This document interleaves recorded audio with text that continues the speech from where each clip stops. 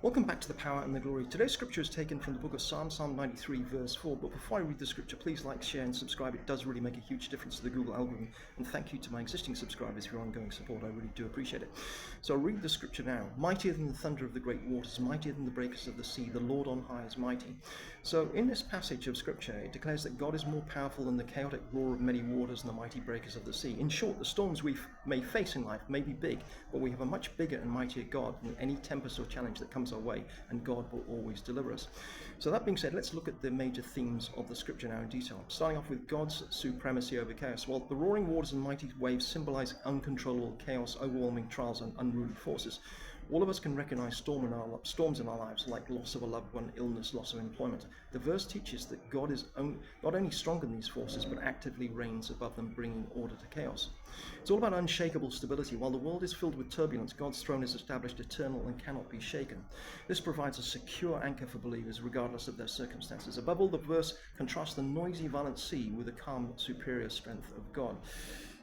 There's a focus on symbolism of water. So in the ancient biblical context, the sea represents chaotic, unpredictable, and destructive forces. At the time of this scripture, these forces and storms may have represented paganism and idolatry.